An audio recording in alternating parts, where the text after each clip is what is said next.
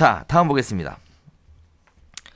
분양가 상한제가 무주택 실수요자에게 도움이 되는가에 대한 이야기 또 해주셨어요. 그래서 분양가 안정이 되고 집값 안정으로 이어져서 전체 실수요자가 내 집 마련 부담이 완화가 되고 투기 수요를 차단할 수 있도록 전매 제약을 강화해서 3년에서 4년을 5년에서 10년으로 하고 거주 의무기간 보유는 10년 해야 되고 거주는 5년 해야 된다는 거죠. 등 보완책을 병행을 해서 어쩌고저쩌고. 자, 이 얘기 나오는데요. 자, 이게 개인적으로 이것도 참 정말 죄송한데 제가 개인적으로 이런 말씀 드리고 싶어요. 제가 뭐 시장주의자냐 아니냐 무슨 뭐 여러 가지 얘기들 이게 유튜브 보면 댓글 남겨주시는데요. 제가 그냥 이런 말씀 하나만 드리도록 하겠습니다. 일단요. 저는 시장주의자는 아닙니다. 네. 일단 저는 누구나 마찬가지로 이제 제 주변에 있는 분들이 잘 됐으면 좋겠어요. 네, 그래서 주변에 있는 분들의 입장을 대변할 수밖에 없고요. 또 주변의 분들의 입장에 따라서 제 입장도 이렇게 저렇게 바뀝니다. 자, 그런 차원에서 보겠습니다. 분양가 상한제가 무주택 실수요자에게 도움이 되느냐라고 보면 솔직히 이렇게 보셔야 돼요. 여러분, 이게 딱 이거하고 똑같더라고요. 제가 그냥 생각해 봤거든요. 뭐요? 대학 입시야 이거. 대학 입시. 어떤 부분에서요? 내신 있고 수능 있고. 네. 네. 네. 그래서 기본적으로 내신 잘 갖추고 네. 그다음에 수능 잘 본 다음에 네. 대학 가는 거 맞죠, 요새도? 그렇죠. 그런 거 맞아요? 하지만 편법도 많잖아요. 편법이 편법이 있어요. 아니죠. 최근에는 이제 수시로 갈 수 있는 루트가 워낙 아니 많잖아요. 여기는 청약 얘기하는 거예요. 청약. 아, 네. 네, 청약. 청약에서 네. 과연 어우, 청약은 요즘 함부로 넘을 수 없는 진짜 여러분 이제 아셔야 될 게 분양가 상한제가 시행이 되면 결국 싼 가격에 아파트를 분양하니까 무주택 실수요자에게 도움이 된다. 이 얘기를 지금 하고 있는 건데요. 이거 아니라고 그렇게 얘기를 했는데 일단요. 자 볼게요. 무주택 실수요자가 있다고 쳐요. 근데 이 무주택 실수요자가 본인들이 원하는 강남의 아파트를 이번에 기회에 잡으려면 현금 13억 있어야 되고요. 그런 사람은 지금 집 가지고 있어요. 없어. 없더라고. 아니 그러니까 현금을 가지고 있는 사람이랑 이미 부동산을 가지고 있다는 거죠. 현금 13억 갖고 있어야 되고요. 네. 그다음에 일단 무주택 기간 10년 최소한 넘어야 되고요. 일단 그렇죠. 4인 가족이어야 돼요. 맞아요. 집 한번 사보려고 10년 이상 무주택으로 전세 살았던 사람들이 들어오는 거란 말이죠. 과연 이 생각을 해봐야 돼. 여기서 말하는 무주택 실수요자 누구냐는 거예요. 누구냐는 거예요. 그 전수조사가 필요할 정도로 없어. 그래서 이제 이렇게 생각하는 네. 거죠. 내신이다 이거. 내신 점수가 몇 등급이냐. 거기에 따라서 일단 기본적으로 갈 수 있는 대학이 정해진다. 맞아요. 갈 수 있는 대학. 네. 내 내신 점수가 낮으면 지방으로 가는 거고. 근데 지방은 문제가 뭐죠? 분양가 상한제 시행 안 한다니까. 그렇죠. 아무 상관없다니까요. 그래서 서울이 문제라니까, 서울이. 저는 진짜 지금 이 분양가 상한제가 적용되고 뭐 여러 가지 요인은 다 비싼 지역을 적용 대상으로 하는데 이렇게 집 살 수 있는 사람을 얼만큼 수요를 늘릴 수 있는 방법은 없거든요. 그렇죠. 네. 자, 이런 부분들이 분양가 상한제가 무주택 이렇게 얘기할게요. 분양가 상한제가 모든 무주택 실수요자에게 도움이 될 수는 없다. 그렇죠. 네. 즉 분양가 상한제 시행으로 인해서 모든 무주택 실수요자의 불만을 잠재울 수는 없다. 이렇게 결론 내리겠습니다. 자, 그래서 결국은 청약가점제에 대해서 계속 얘기를 하고 있는데 그러다 보니까 무주택 실수요자라고 보기는 좀 그렇고요. 여러분들이 이제 잘 생각해 보셔야 될 게 신혼부부들에 대한 특별공급이라든지 아니면 뭐 있죠? 여러 가지 특별공급 있어요. 특공 있어야죠. 다자녀. 그래. 그런 거에 관심을 갖고 도전하셔야 되지 그냥 단순하게 집이 없다라는 것만으로 나한테도 좋은 지역에 괜찮은 아파트를 분양받을 수 있는 기회가 있다라는 건 불가능합니다. 어렵다. 자, 이런 부분들의 불만은 또 네. 어떻게 잠재우실지 우리 정부 당국자분들의 어떤 노력을 한번 기대해 보겠습니다. 번쩍이는 아이디어들이 필요할 것 같습니다. 자, 주택 공급 우려가 있는 건 아니냐라는 얘기 해주셨는데 주택 공급 우려가 있다고 분양가 상한제의 역효과가 주택 공급의 우려 때문이다. 지금 현재 부동산 시장에 촉발했던 또 하나의 이유가 뭐냐면 지금 보면요 부동산 가격이 막 올라가니까 지금 국토부 장관이 그 기자들 모아놓고 분양가 상한제 시행할 수 있다라고 흘렸어요. 그랬더니 이제 그것 때문에 시장이 샥 가라앉았단 말이죠. 분양가 상한제가 시행이 되면 투기 수요가 이제 싹 가라앉은 거예요. 그랬다가 이제 시간이 지나면서 다시 슬금슬금 기어 올라가는 거죠. 그래서 결국은 분양가 상한제를 시행을 진짜 해야 되는 상황까지 오게 된 거예요. 어쨌든 확 올라갈 수 있는 거를 그때 발표함으로 인해서 슉 꺾였다가 다시 올라가는 것 뿐이거든. 지금 시간을 늘린 건 사실이에요. 같은 시간만큼 올라온 거죠. 어떻게 보면 그때 뭐라도 안 했으면 덜 올랐을 것 같아요. 제 더 생각은. 올랐을 것 같아요. 자, 근데 이제 봅시다. 주택 공급에 위축 우려가 있는 것은 아니냐라는 이야기에 대해서 일단 과거 2007년 분양가 상한제는 전면적으로 시행된 반면 이번에는 과열이 우려되는 지역에만 선별적으로 시행하겠다라는 건데 아까 좀 전에 얘기 드렸어요. 2007년에 지정했던 분양가 상한제가 아파트 가격, 부동산 가격을 올리는 데 전혀 작용을 하지 못했다라고 말씀드렸습니다. 두 번째 볼게요. 일부에서는 정비사업 위축 우려를 제기하고 있으나 사업성이 확보되는 수준에서 과도한 이익을 적정하는 것이므로 위축 우려는 크게 되지 않는다.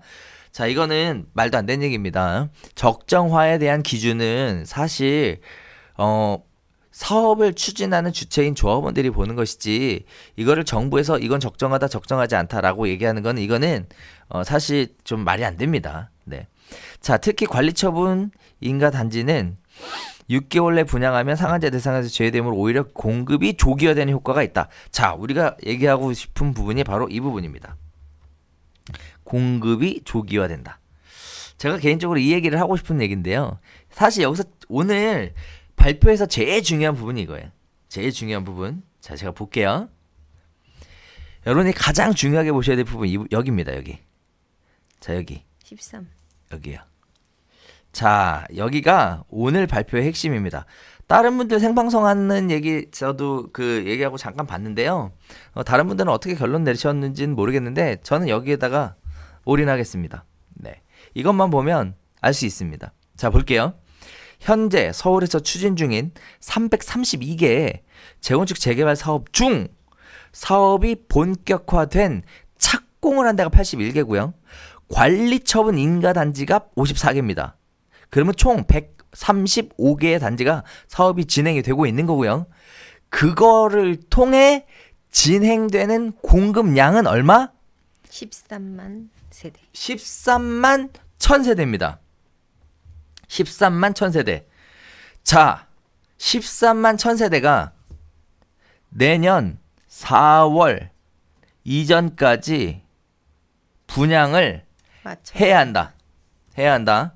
라는 얘기인데 여러분들이 여기서 이게 제가 조금 안타깝게 느끼는 게 그겁니다. 네, 사실 재건축 재개발 물량에서 13만 1000세대 중에 조합원 물량 빼야 됩니다. 이거. 그렇죠. 조합원 원래 기존에 입주해야 있었던 되거든요. 거니까. 예. 조합원 물량 빼면요 실제 몇만 세대밖에 안 돼요. 물론 몇만 세대 굉장히 큽니다. 절대 작은 숫자는 아니에요. 몇만 세대 굉장히 큽니다만 과연 이 몇만 세대 그냥 제가 어림잡아 짐작할 때는 약 3만 세대 정도 언저리 왔다 갔다 하지 않을까라는 생각이 좀 있긴 있는데 개인적으로는 이 관리처분 인가 단지가 강남 지역이 많았으면 3만 세대고요. 재개발 지역이 많았으면 안 돼요. 3만 세대가. 그리고 또 하나 저는 그 생각이 있어요. 작년에 네. 한참 초과이익 환수제 얘기가 나오면서 실제 관리처분 인가를 받을 수 있는 수준의 설계가 안 된 상태로 관리처분 인가를 먼저 받은 단지들이 많거든요. 지자체하고 협의해서 그 단지들은 추가 보완을 하지 않으면 그 다음 사업 진행으로 못 가기 때문에 실제 여기에서 말하는 관리처분 인가 단지 54개는 그만큼이 되지 않다고 저는 보거든요. 예. 그래서 실제 아까 말씀하셨던 뭐 13만 세대 그만큼 절대 현격히 부족한 상황이라고 봅니다. 자, 그래서 이제 문제는 그거예요. 공급되는 양이 13만 1000세대인 것처럼 해서 굉장히 많은 양을 공급하는 것으로 알려져 있지만 실제 내용을 들어가 보면 그거보다 많지 않을 것이다. 그럼 결국 오늘의 결론은 이렇게 날 수도 있습니다. 내년 4월까지 예. 공급하겠죠. 하겠죠. 해야죠. 예. 그럼 첫 번째, 예. 공급을 하면 사람들이 청약을 하겠죠. 네. 그럼 첫 번째 생각해야 될 게 그거예요. 청약 경쟁률이 얼마나 될 거냐는 거예요. 만약에 이 청약 경쟁률이 겁나게 높아버리면 그 사람들이 과연 그 다음 청약을 계속 기다릴 거냐라는 건데 일단 기다려요. 언제까지? 4월. 내년 4월까지. 내년 4월까지 기다리는데 두 번째는 그거예요. 청약에 당첨된 사람의 청약 가점이 얼마냐는 거예요. 이게 또 70점 넘어버리면 이것도 답 없다는 얘기 바로 나올 겁니다. 아까 얘기했죠. 우리 내신이랑 똑같다고. 내신 성적이랑. 이거 하루아침에 쌓이는 거 아니거든. 자점이. 아니 저는 그리고 또 아까 우려되는 것도 있어요. 왜냐하면 내가 청약 가점이 70점이 넘어서 당첨이 됐어도 실제 거기에 넣을 수 있는 60%의 자금력을 갖고 계신 분 별로 없거든요. 오늘 나왔던 내용 중에서 기타 의심되는 자금들 여기에 해당되는 분들이 꽤 많으실 거거든요. 그러면 실제 이번에 이 정책 나와서 뭐 자금 조사하겠다라는 것들이 공표됐기 때문에 실제 내가 70점이 있어도 자금을 어떻게 만드실 건지에 대한 자금 설계를 먼저 하지 않고서는 함부로 청약해서도 안 된다고 봐요. 그렇죠. 네. 자, 그래서 가점도 있어야 되고 그리고 돈도 있어요. 현금도 보유하고 있어야 되고 그런 분들이 청약할 수 있다. 맞습니다. 자, 과연 모든 사람을 위한 모든 무주택 서민을 위한 청약은 아니다. 라고 얘기 드릴 수 있는데 어쨌든 이 내용이 발표가 되면요. 사실 뭐 예상되는 것은 굉장히 뭐 비슷비슷합니다. 과연 이것만 보면 돼요. 지금 현재 공급되는 것이 공급을 지금 4월까지 막 땡겨서 확 하겠다는 거잖아요. 자, 이 공급이 수요보다 크냐? 수요보다 크진 않을 것 같아요. 작냐? 네. 결국 걔가 답이에요.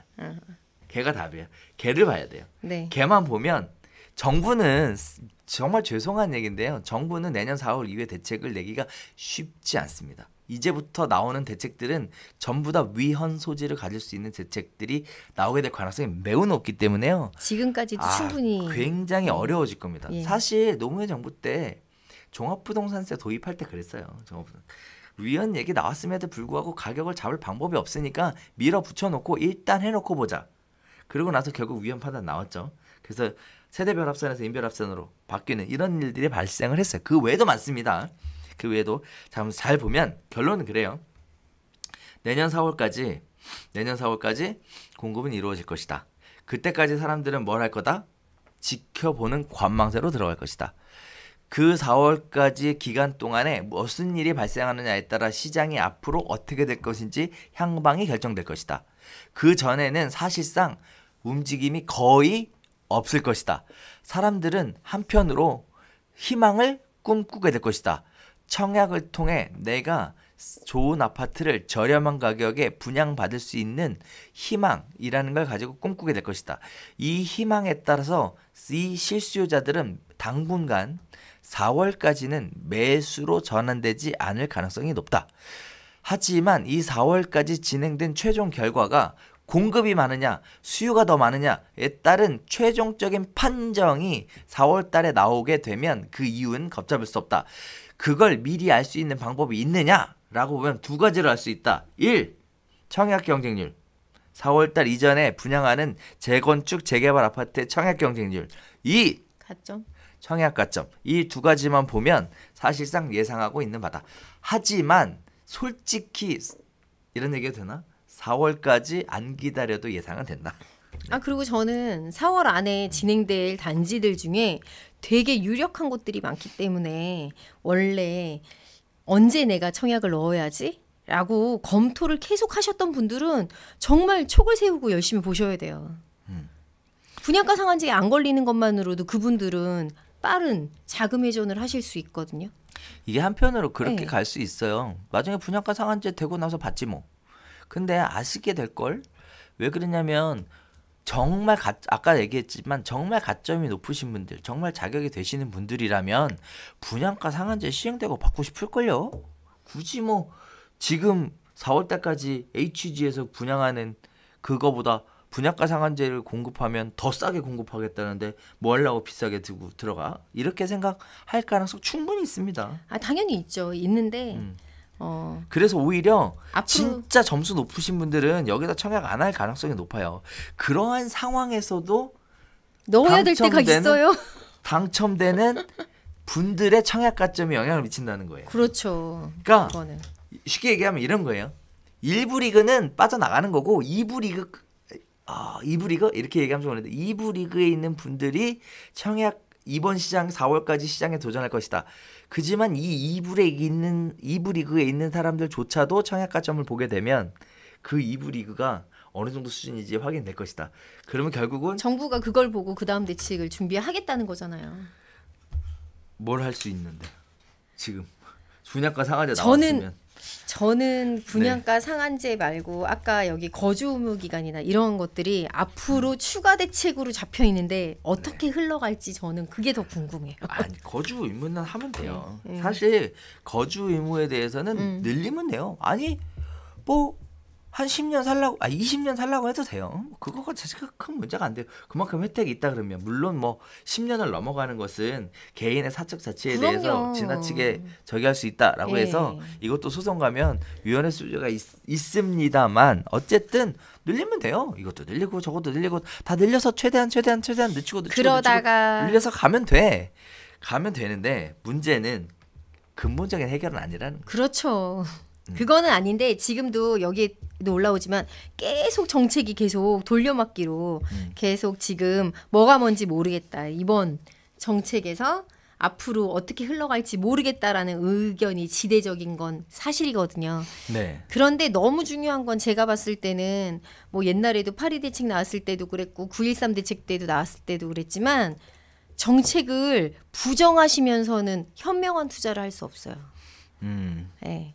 적당한 수준까지는 수용하시고 나는 그러면 어떠한 우회적인 방법으로 투자를 할 거냐, 나의 재산을 부가가치를 늘려갈 거냐, 뭐 이러한 것들로 보셔야 되기 때문에 우선은 이미 나온 정책에 대해서 부정한다고 바꿀 수 없거든요. 정부가 발표한 거를 다시 주워 담진 않아요.